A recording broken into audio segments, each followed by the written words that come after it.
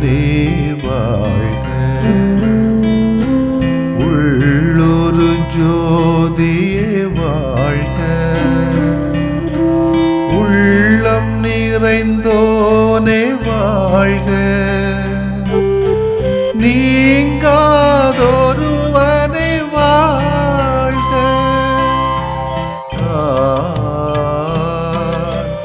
ஒளி பொருந்திய அழியாத ஆன்மா.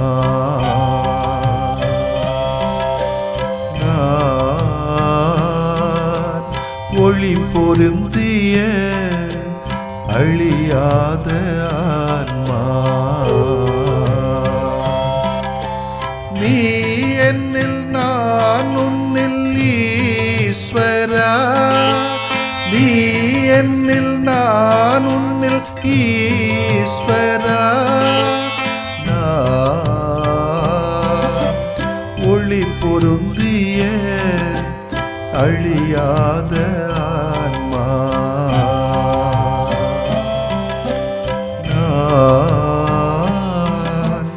ஒளி பொருந்திய அழியாத ஆன்மா.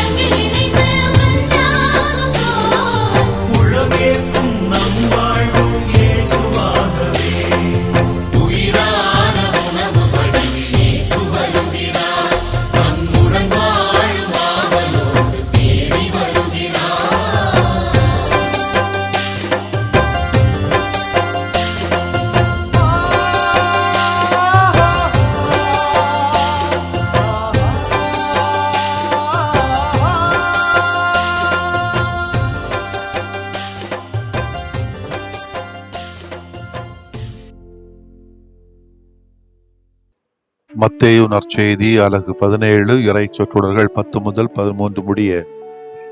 இயேசுவும் சீடர்களும் மலையிலிருந்து இறங்கி வந்தபோது சீடர்கள் அவரிடம், எலியாதான் முதலில் வரவேண்டும் என்று மறைநூல் அறிஞர்கள் கூறுகிறார்களே, அது எப்படி என்று கேட்டார்கள். அவர் மறுமொழியாக, எலியா வந்து எல்லாவற்றையும் சீர்படுத்தப் போகிறார் என்று கூறுவது உண்மையே. ஆனால் நான் உங்களுக்கு சொல்கிறேன், எலியா ஏற்கனவே வந்துவிட்டார். அவரை மக்கள் கண்டுணரவில்லை. மாறாக தாங்கள் விரும்பியவாறெல்லாம் அவருக்கு செய்தார்கள். அவ்வாறே மானிட மகனையும் அவர்கள் துன்புறுத்துவார்கள் என்றார். திருமுழுக்கு யோவானை பற்றி அவர் தங்களோடு பேசினார் என்பதை அப்பொழுது சீடர்கள் புரிந்து கொண்டார்கள். ஆண்டவரின் அருள்வாக்கு. இறைவா உமக்கு நன்றி. கிறிஸ்து இயேசுவிலே பிரியமுள்ள சகோதரிகளை சகோதரிகளை, உண்மையான மனிதர்களை அல்லது இறைவாக்கினர்களை இந்த உலகம் கண்டுகொள்வது இல்லை. பசப்பு மொழி பேசுகிற யாரெல்லாம் கொஞ்சம் வார்த்தைகளாலும் ஒரு சில செயல்களாலும் மக்களை சுயநலத்தோடு மயக்கி விடுகிறார்களோ, அவர்களை இந்த உலகம் நல்லவர்கள் என்று போற்றுகிறதை ஒழிய, உண்மையான பொதுநல உணர்வோடு இந்த உலகத்தை சீர்படுத்த விரும்புகின்றவர்களை உலகம் அதிகமாக ஏற்றுக்கொள்வதில்லை. மாறாக மறக்கிறார்கள் என்பதுதான் உண்மை. அதைத்தான் இந்த எலியா, இறைவாக்கினர், ஆண்டவர் இயேசு கிறிஸ்து, திருமுழுக்கு யோவான் இவருடைய வாழ்வு நிலை நமக்கு குறித்து காட்டுகிறது. மறைநூல் அறிஞர்களின் நம்பிக்கையின்படி மெசியா வருவதற்கு முன்னால் எலியா தோன்றுவார். இந்த நம்பிக்கையின்படி பார்த்தால் எலியா இன்னும் வரவில்லை. எனவே இயேசு கண்டிப்பாக மெசியாவாக இருக்க முடியாது என்று மறைநூல் அறிஞர்கள் கூறுகிறார்கள். ஏனென்றால் மக்கள் இயேசுவை மெசியா என்று நம்பிக்கொண்டிருந்தார்கள். இயேசுவும் வெளிப்படையாகவும் மறைமுகமாகவும் தன்னை மெசியாவாக அடையாளப்படுத்தி கொண்டிருந்தார். இப்படிப்பட்ட சூழ்நிலையில்தான் இயேசு அவர்களின் போதனைக்கு விளக்கம் கொடுக்கிறார். எலியாவை திருமுழுக்கு யோவானுக்கு ஒப்பிடுகிறார். ஏனெனில் அதிகார வர்க்கம் திருமுழுக்கு யோவானை கொலை செய்து விட்டாலும் மக்கள் அனைவருமே திருமுழுக்கு யோவானை மிகப்பெரிய இறைவாக்கினராக எண்ணிக்கொண்டிருந்தார்கள். இயேசுவின் இந்த விளக்கத்தை நிச்சயமாக இந்த மறைநூல் அறிஞர்கள் எதிர்பார்த்திருக்க மாட்டார்கள். ஆனால் மக்களுக்கு அவருடைய விளக்கம் தெளிவாக்கப்பட்டு விட்டது. அவர்கள் இயேசுவின் விளக்கத்தை நிச்சயம் ஏற்றுக்கொண்டிருப்பார்கள். இது இயேசுதான் மெசியா என்பதை மீண்டும் மக்களுக்கு வலியுறுத்தக்கூடிய வகையில் அமைந்திருக்கிறது. இயேசுவை அதிகார வர்க்கமும் ஆளும் வர்க்கமும் தான் மெசியாவாக ஏற்றுக்கொள்ள தயங்கினார்கள். இன்னைக்கு பார்க்குறோமே, நல்ல இறைவாக்கினர்கள், நல்லா பேசுகிறவங்களை யார் எதிர்ப்பா? அதிகார வர்க்கத்தில் உள்ளவனும் பணக்காரனும் ஆளும் வர்க்கமும் தான் எதிர்க்கும். உண்மையான மெசியாவை ஏற்றுக்கொள்வது இல்லையே. ஏனெனில் அவர்களுக்கு தங்களது பதவி போய்விடுமோ என்கிற ஒரு அச்சம் இருந்தது. கேள்வியை கேட்டுடுவாங்களோ என்ற ஒரு பயம் இருந்தது. கடவுள் மீது முழுமையான நம்பிக்கை அவர்கள் வைத்திருந்தால் இது போன்ற தேவையற்ற அச்சங்களை அவர்கள் தவிர்த்து இருக்கலாமே. கடவுள் மீது நாம் கொண்டிருக்கிற நம்பிக்கையானது சிறந்த விசுவாசமா இல்லையா என்பதை நம்ம கேட்டு பார்க்கணும். திருமுழுக்கு யோவானை ஒரு சீர்திருத்தவாதி என்று சொன்னால் அது மிகையாகாது. ஏனெனில் அவர்தான் மெசியாவின் வருகைக்காக அனைத்தையும் சீர்படுத்தினார், சுட்டி காட்டினார், சுட்டு விரலாக மாறினார், உள்ளங்களை தயாரித்தார், மக்கள் மனமாற மணிக்கணக்கிலே போதித்தார், மாற்றத்தை விளைவித்தார். அவரை போன்று நாமும் கொஞ்சமேனும் சீர்படுத்தப்பட வேண்டும். சீர்படுத்த வருகின்ற சீர்திருத்தவாதிகளையும் இனங்காண வேண்டும் என்பதுதான் என்னுடைய ஆதங்கம். கற்பதிலே சீர்திருத்த வேண்டும், வாழ்வதிலும் சீர்திருத்த வேண்டும். நாம் எதை கற்கிறோமோ அதற்கேற்றார் போல்தான் நமது வாழ்வு அமையும். திருமுழுக்கு யோவான் நல்லதை தன்னுடைய குடும்பத்திலிருந்து கற்றுக்கொண்டார். தீமையானவற்றை வெறுத்து ஒதுக்கினார். ஆகவே அவரால் சீர்திருத்தங்களை கொண்டு வர முடிந்தது. தீமையை கற்பவரால் நன்மையை கொண்டு வர இயலாது. ஆகவே தீமை வெறுத்து ஒதுக்க சீர்திருத்தத்தை நம்ம கொண்டு வர வேண்டும். நான் அடிக்கடி அடுத்தவங்கள்ட்ட சொல்லிட்டு உண்டு, நான் கொஞ்சம் பட்டு வைக்கிறேன், எவ்வளோ என்ன தைரியத்தில் நீங்கள் எப்படி பேசுகிறீங்கன்னு சில பேர் கேட்பாங்க. நான் சொல்கிறது, இது எனக்கு கற்றுக் கொடுத்தது குறுமடம் அல்ல, திருச்சபையும் அல்ல. என்னுடைய பெற்றோர் கற்றுக் கொடுத்த தைரியத்தை, துணிச்சலை, தெளிவைத்தான் நான் இன்றைக்கு எல்லோரோடும் பகிர்ந்து கொடுக்கிறேன். சில சமயங்களில் நான் சொல்லக்கூடாது, படிக்கிற தளங்களில் நமக்கு எப்படியெல்லாம் ஆட்களை மயக்க வேண்டும் என்று சொல்லிக் கொடுக்கலாமா இருக்கும். இங்கே அப்படி இல்லை. வீட்டில் சொல்லிக் கொடுத்த பாடம் அதல்ல. எது நீதியோ, எது நேர்மையோ, எது நல்லதோ அதை நீ சொல்லு மக்களே என்று தான் என்னுடைய தந்தையும் தாயும் சொன்னார்கள். வாழ்வதிலே சீர்திருத்தம் வேண்டும், வாழ்வதில் இப்படித்தான் வாழ வேண்டும் என்ற சீர்திருத்தத்தை திருமுழுக்கு யோவான் கொண்டிருந்தார். ஆகவே தான் அவரால் ஆதிக்க கும்பலை எதிர்த்து அவ்வளவு துணிச்சலாக நிற்க முடிந்தது. நாம் இப்படி வாழ வேண்டும் என்ற வரையறையை நம்ம வைக்கும் போது தான் நாம் வாழ்விலே சீர்திருத்தம் இருக்க முடியும். திருமுழுக்கு யோவானை போல மிகச்சிறந்த சீர்திருத்தவாதியாக மாறவும் முடியும். இதைத்தான் இன்றைக்கு நாம் கொண்டாடுகிற புனித லூசி என்ற பிரகாசியம்மாள் திருவிழா நமக்கு நினைவுபடுத்துகிறது. இறை விசுவாசத்திலே தன் நம்பிக்கையிலே வேரூன்றி இருந்தவள். ஆண்டவர் இயேசு தன்னுடைய சீடர்களை பார்த்து கூறுவார், இறுதி வரை மன உறுதியோடு இருப்பவரை மீட்கப்படுவார் என்று. தூய லூசி வாழ்க்கை வரலாற்றை வாசித்து பார்க்கிற போது நமக்கு அந்த இறை வார்த்தை தான் நினைவுக்கு வருகிறது. லூசியே கிறிஸ்துவின் மீது கொண்ட விசுவாசத்தை விட்டுவிட வேண்டும் என்று ரோமிய அரசன் எவ்வளவோ கொடுமைகளை, சித்திரவதைகளை அவருக்கு கொடுத்து பார்த்தான். ஆனால் அவரோ எதற்கும் அஞ்சாது நம்பிக்கையிலே, விசுவாசத்திலே மிக உறுதியாக இருந்தார். எனவே லூசியாவை குறித்து படிக்கின்ற நாமும் அவரை போன்று இறை விசுவாசத்திலும் தன்னம்பிக்கையிலும் வேரூன்றி இருக்க வேண்டும் என்பதை நாம் தமதாக்கிக் கொள்ளுவோம். ஆமேன். மன்றாடுவோமாக. நம்பிக்கை நாயகன் இறைவாவுமை போற்றுகிறோம். நேர்மையுடையவர்கள் தங்களது நம்பிக்கையினால் வாழ்வடைவர் என்னும் முது வார்த்தைகளுக்காக நன்றி. என்ன நேர்ந்தாலும் நன்றி கூறவும், முது திருவுளத்தின்படி வாழ இந்த உலகத்தை சீர்படுத்தவும் எங்களுக்கு ஆழமான நம்பிக்கையை தந்தருள்வீராக. ஆமேன்.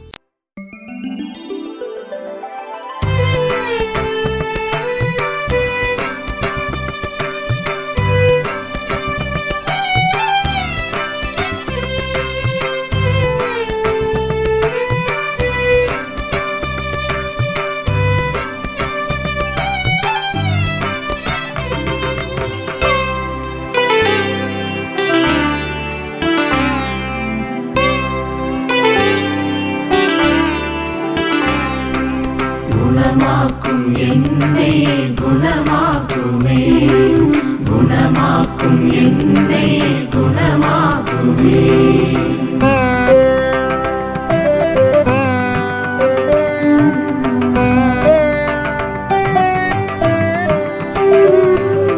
பிழை காணும் பிடி நின்று குணமாக்குமே, பகை காக்கும் குணம் நீக்கி குணமாக்குமே.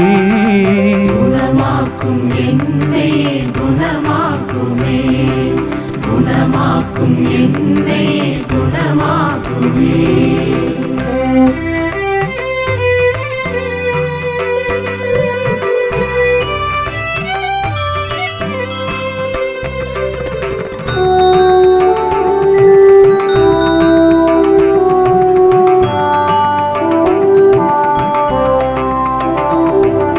கடன் தொல்லை பிடி நின்று குணமாக்குமே, கடும் சொல்லின் குணம் நீக்கி குணமாக்குமே.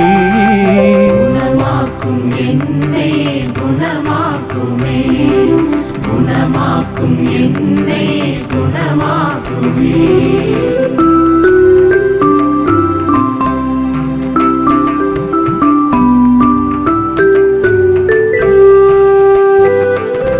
பால் நோயின் பிடி நின்று குணமாக்குமே, பய உணர்வின் குணம் நீக்கி குணமாக்குமே. குணமாக்கும் என்னை குணமாக்குமே, குணமாக்கும் என்னை குணமாக்குமே.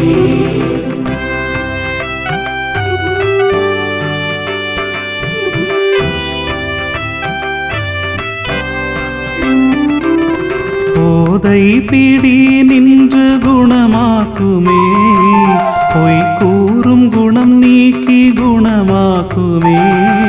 குணமாக்கும் என்னை குணமாக்குமே, குணமாக்கும் என்னை குணமாக்குமே.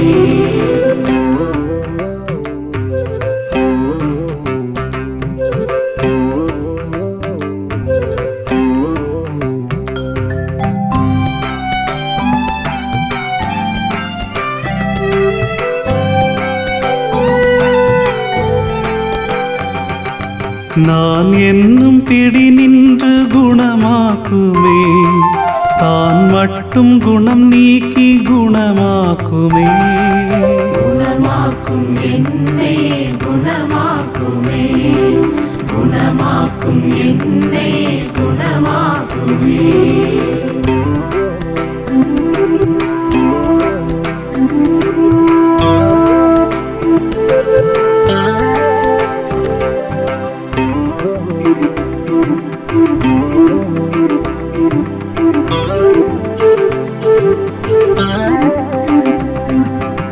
உடல் நோயின் பிடி நின்று குணமாக்குமே, உள நோயின் வலி நின்று குணமாக்குமே.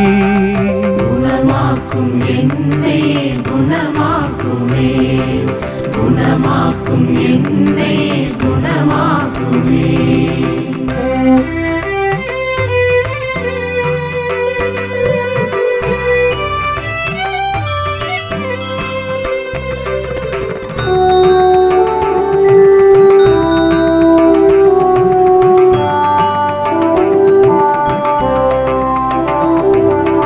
ஒரு வார்த்தை சொன்னாலே குணமாகுமே, நம்பியே வந்தே நல் இயேசுவே.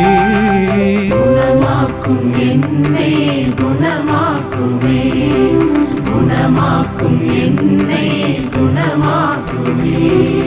குணமாக்கும் என்னை குணமாக்குமே, குணமாக்கும் என்னை குணமாக்குமே.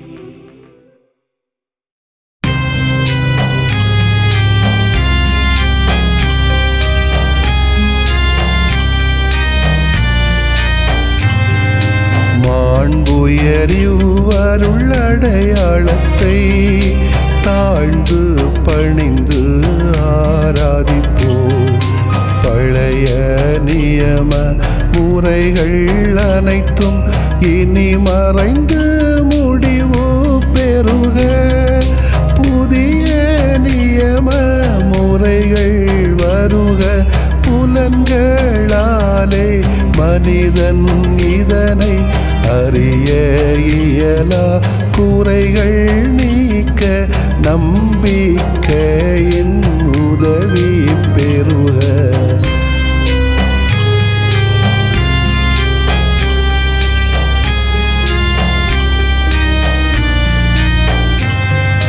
தந்தை அவர்க்கும் மகன் அவர்க்கும் புகழ்ச்சியோடு வெற்றியாக்கும்.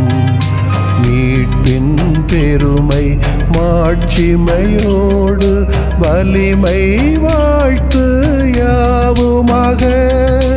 இருவரிடமாய் வருகின்றவராம் தூய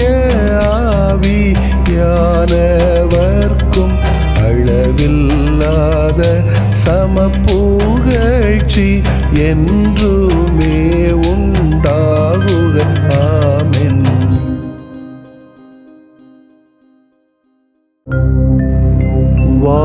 வானின்று அவர்களுக்கு அப்பமளித்தீரே, இனிமையெல்லாம் தன்னகத்தில் கொண்ட அப்பம் இதுவே. மன்றாடுவோமாக. இறைவா, இந்த வியப்புக்குரிய அருளடையாளத்திலே உம்முடைய பாடுகளின் நினைவு எங்களுக்கு விட்டு சென்றீ. உம் திருவுடல் திருநத்தமாகியவற்றின் தூய மறைவருளை வணங்கும் நாங்கள் உமது மீட்பின் பயனை இடைவிடாமல் துய்த்து உணர்ந்து மகிழ அருள்வீராக. தந்தையாகி இறைவனோடும் தூய ஆவியாரின் ஒன்றிப்பில் இறைவனா என்றென்றும் வாழ்ந்து ஆட்சி செய்கின்ற உம்மை மன்றாடுகிறோம்.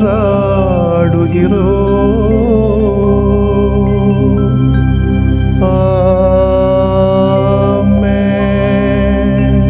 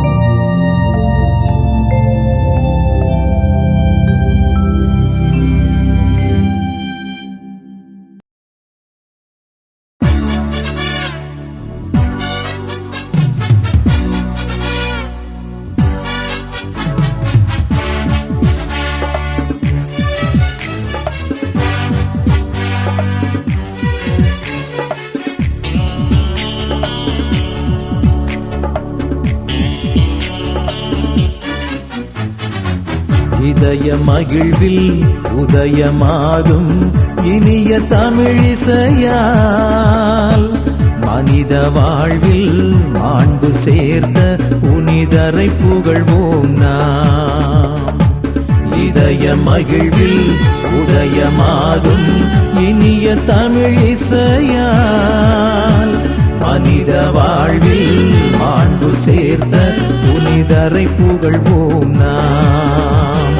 ஆஹா ஆஹா ஆஹா லல்லல்லா ஆஹா ஆஹா ஆஹா லல்லல்லா. இதய மகிழ்வில் உதயமாகும் இனிய தமிழிசையால் மனித வாழ்வில் மாண்பு சேர்த்த புனிதரை புகழ்வோம் நாம்.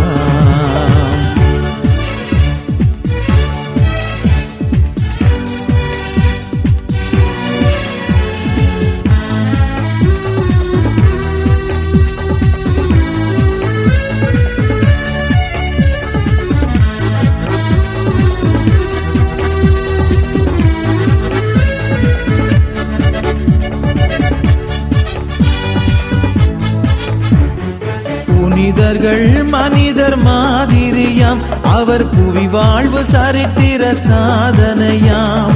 கடவுளின் விருப்பம் ஏற்றவராம், தம் கடமை பிறப்பணி என்றவராம். துணிந்து ஏற்றார் நம் புனிதர், அதை பணிந்து ஏற்கும் நம் சபையோ. துணிந்து ஏற்றார் நம் புனிதர், அதை பணிந்து ஏற்கும் நம் சபையோர். நாம் தேசத்தில் நேசத்தின் சாட்சிகளாம், நம் தேடல்கள் இறைமையின் காட்சிகளாம். இதய மகிழ்வில் உதயமாகும் இனிய தமிழிசையால் மனித வாழ்வில் மாண்பு சேர்த்த புனிதரை புகழ்வோம் நாம். ஆஹா ஆஹா ஆஹா லல்லல்லா ஆஹா ஆஹா ஆஹா லல்லல்லா.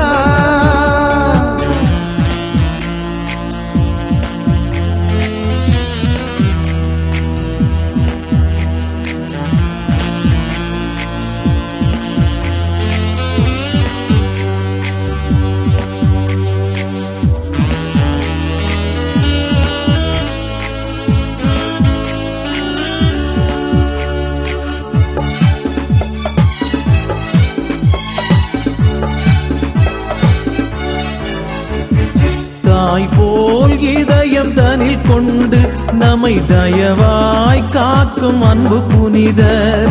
தீமைகள் எதுவும் நம்மை தொடரா, நம் தூயவர் வழிதனை தினம் தொடர்ந்தால் வாழும் வாழ்வு பிறர்க்கின்றே என வாழ்வோர் வாழ்வில் இறப்பில்லை. வாழும் வாழ்வு பிறர்க்கின்றே என வாழ்வோர் வாழ்வில் இறப்பில்லை. இங்கு வாழ்ந்திடும் நாம் எல்லாம் இறை கரங்கள், நம்மை வாழ்த்திடும் இறைவனின் அருள் வரங்கள். இதய மகிழ்வில் உதயமாகும் இனிய தமிழிசையால் மனித வாழ்வில் மாண்பு சேர்த்த புனிதரை புகழ்வோம் நாம்.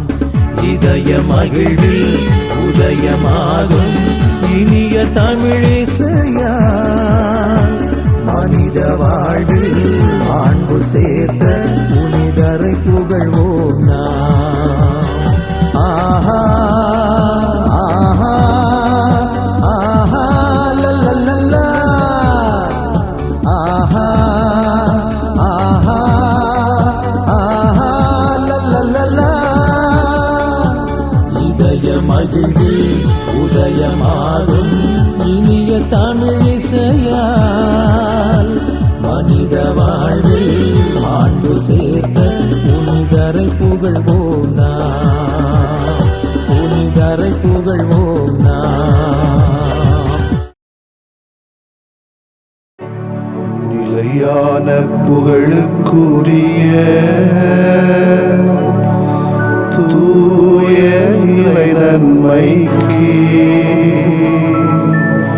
எல்லா காலமும் தொழுகையும் புகழும் போற்றியும் ஆட்சிமையும் உண்டாக கடவது. போற்றியும் ஆட்சிமையும் உண்டாக கடவது. தந்தை, மகன், தூய ஆவியாரின் பெயராலே ஆமென்.